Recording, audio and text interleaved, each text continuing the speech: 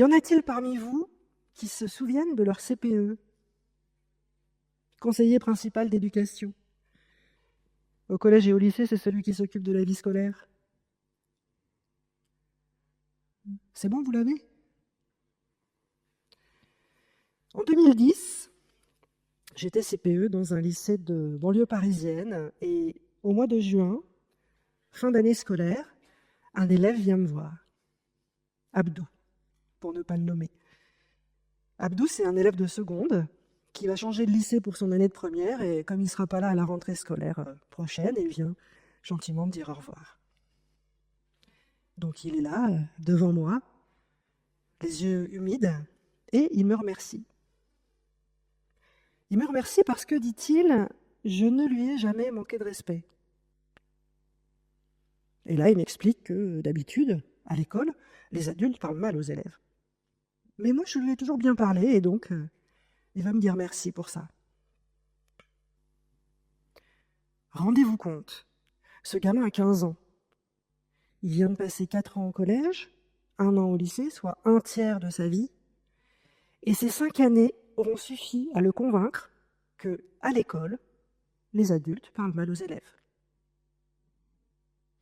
Le vrai sujet n'est pas de savoir si c'est réel et avéré. Ce qui est important ici, c'est que lui, il en est convaincu. C'est son ressenti. Et le plus fou dans cette histoire, c'est que le matin même de ce jour de juin, j'avais dans mon bureau une collègue enseignante qui me disait justement mais qu'elle n'en pouvait plus de ses élèves qui lui parlent mal et qui lui manquent de respect. Donc là, on a un vrai sujet. Là. On a 2 catégories d'individus, des professeurs, des élèves, qui sont ensemble 5, 6, 8 heures par jour, qui ont les mêmes attentes en matière de qualité relationnelle et qui ne se comprennent pas, qui n'arrivent pas à communiquer. Je m'appelle Céline Damon, je viens des sciences de l'éducation. J'ai eu une première vie de cadre dans la communication en entreprise, et puis la formation, le coaching. Aujourd'hui, je suis cadre dans la fonction publique, attachée d'administration de l'État, et surtout, j'ai été CPE pendant 15 ans. J'ai adoré ça. Et ce soir, je voudrais vous parler de notre école. Parce qu'on parle beaucoup de qualité de vie au travail, mais qu'en est-il de la qualité de vie à l'école? La qualité de vie à l'école, c'est un impensé de l'institution scolaire. Pendant des années, j'ai vu des profs s'effondrer dans mon bureau parce qu'ils n'en peuvent plus. C'est insupportable. 80% des enseignants sont aujourd'hui dans un état d'épuisement professionnel. Depuis 2017, le nombre de démissions a augmenté de 32%. Et le nombre de candidats au CAPES a chuté de plus de 15% en 4 ans. En mai 2024, la ministre de l'Éducation nationale de l'époque rappelait à juste titre que c'est à l'enseignant, et à lui seul, qu'il revient d'instaurer et de maintenir dans la classe un cadre et un climat serein et propice, et ce, par toutes les mesures éducatives appropriées. Ok ? Soit. Mais c'est quoi au juste une mesure éducative appropriée? Je veux dire concrètement, techniquement. Parce que ça, on ne leur a pas dit aux enseignants avant de les jeter dans la piscine. 74% des enseignants estiment ne pas avoir été correctement préparés à l'exercice de leur métier. Je ne parle pas de contenu disciplinaire ou de didactique, je parle de relationnel, de pédagogie de la relation. Pourtant, ça fait quelques années maintenant que les compétences psychosociales ont fait leur entrée dans la doctrine de l'éducation nationale. On a publié des lois, des circulaires qui font référence au bien-être à l'école. La santé mentale est au cœur des priorités. Un peu avant tout ça, on a inventé les neurosciences. les sciences cognitives, la psychologie du développement, l'imagerie médicale. On connaît les effets que peuvent avoir sur la partie émotionnelle du cerveau d'un enfant un geste ou un mot maladroit. On sait ce que ça peut déclencher en termes de réaction, en termes de comportement, éventuellement perturbateur. Comportement perturbateur qui confronte les enseignants à des difficultés de gestion de classe. Gestion de classe qui est justement la première source de stress au travail pour les enseignants. On sait tout ça. Pourtant, malgré tout, là où ils sont formés, on n'invite pas les futurs enseignants à penser l'autorité. On ne leur explique pas comment entrer en relation, comment connecter positivement avec cet autre, cet être humain au cortex préfrontal totalement immature, aux hormones en feu, aux bras trop longs, qu'on appelle un élève. Alors, une fois dans le bain, ils font comme ils peuvent. Ils font comme ils peuvent à partir de leur vécu, de leur représentation, de l'idée qu'ils se font à peu près de ce que doit être l'autorité de l'enseignant dans sa classe. Bon, parfois ça passe, mais le plus souvent, face à une classe un peu bruyante ou agitée, c'est insuffisant. Le plus souvent, ils improvisent, ils s'épuisent à essayer de garder un semblant de calme pour pouvoir faire court, juste parce qu'on ne leur a pas donné le mode d'emploi. Et après la classe, ils rentrent chez eux, désabusés parce qu'ils n'ont pas pu faire la moitié de cette séquence qu'ils avaient pourtant passé des heures à préparer, pétris des meilleures intentions à l'égard de leurs élèves. Et le lendemain, ça recommence. Et si on fait rien, ça peut durer 40 ans. Alors évidemment, chacun y va de sa recommandation. Les uns pour plus de fermeté, les autres pour plus de bienveillance, comme si ces deux-là étaient incompatibles.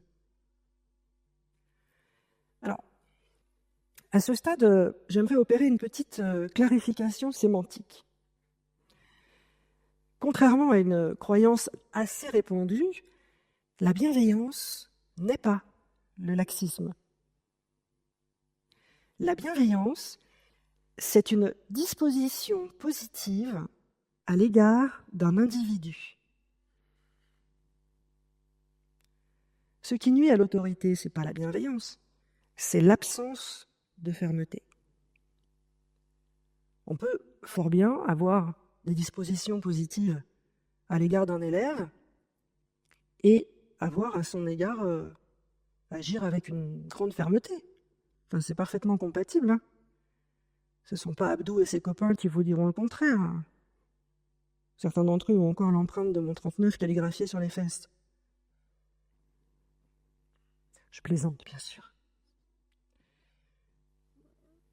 Non, plus sérieusement, la réalité, c'est que le concept d'autorité à l'école est un concept extraordinairement figé. Notre conception de l'autorité s'est construite à une époque où, dans les familles, les décisions du père, du mari étaient irrévocables. Les ouvriers obéissaient à leur patron. Le maître était le seul grand détenteur du savoir dans sa classe.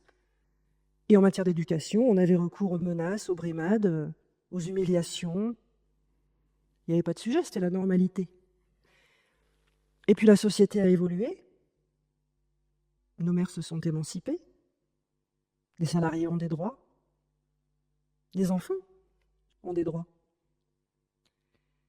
Et quand ils viennent à l'école, en plus de leur apprendre à lire et à écrire, on leur apprend à réfléchir, à débattre, à argumenter, à respecter les autres, à se respecter eux-mêmes. L'accès à l'information aussi a changé. Tout va beaucoup plus vite. Quand ils arrivent en classe aujourd'hui, les élèves ne sont pas vierges de connaissances, ni d'idées, ni d'arguments. Le monde a changé. Et nos élèves, nos jeunes, vivent et grandissent dans ce monde-là.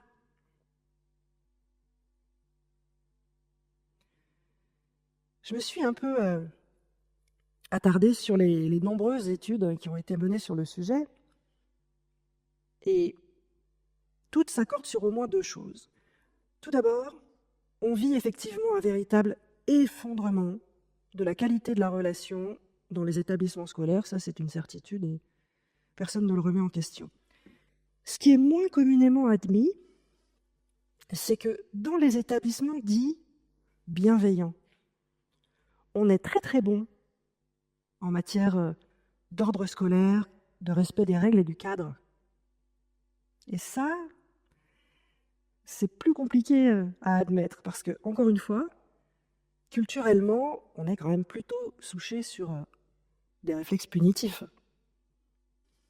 À m'écouter, on pourrait penser qu'on manque totalement d'imagination dès qu'il s'agit de s'intéresser à l'éducation de nos enfants. Bon, c'est pas tout à fait vrai, hein. En réalité, il se passe des choses incroyables dans beaucoup d'écoles, de collèges et de lycées en matière d'innovation pédagogique. Mais c'est très compliqué pour les acteurs concernés parce que dès qu'on s'éloigne un peu de la norme établie, on se heurte irrémédiablement à la rigidité de notre école républicaine. Et peut-être aussi à une certaine forme de schizophrénie institutionnelle.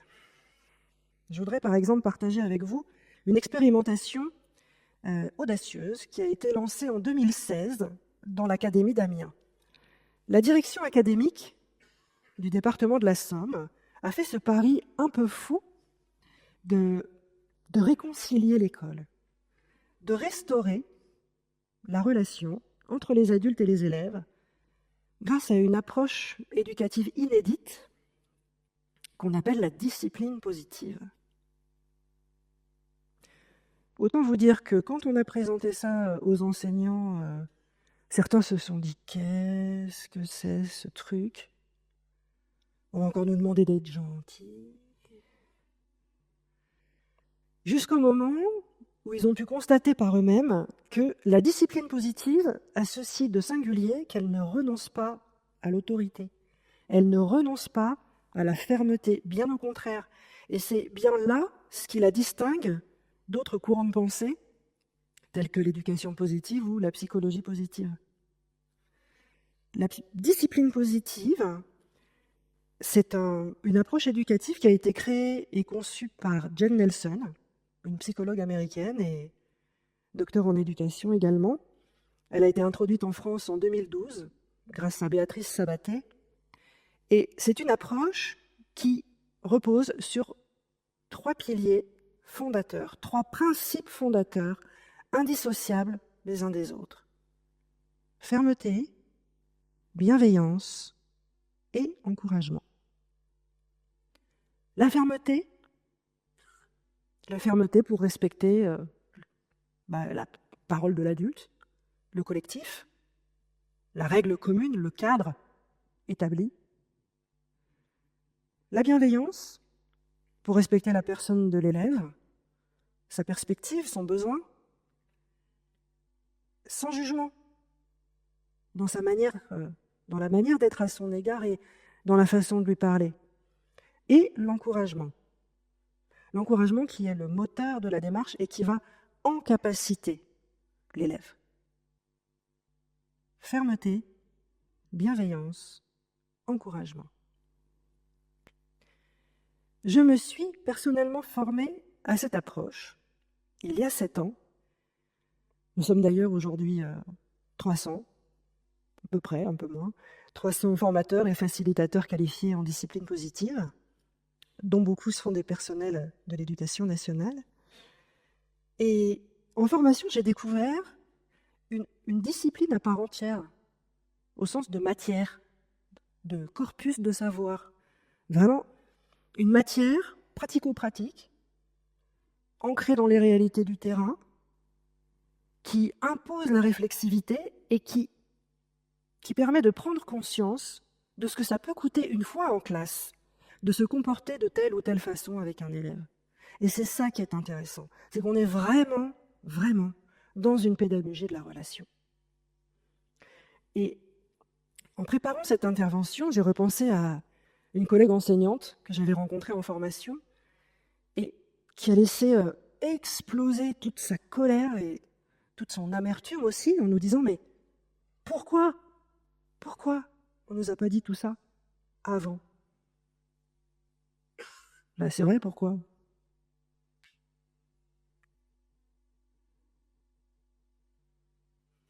Depuis 2016, ce sont quelques milliers de personnels de l'éducation nationale qui ont suivi cette formation à la relation éducative qui concilie fermeté et bienveillance et encouragement dans les quelques académies qui la proposent désormais en formation continue. Mais ce que nous sommes nombreux à appeler de nos vœux, c'est qu'elle soit proposée aux enseignants en formation initiale,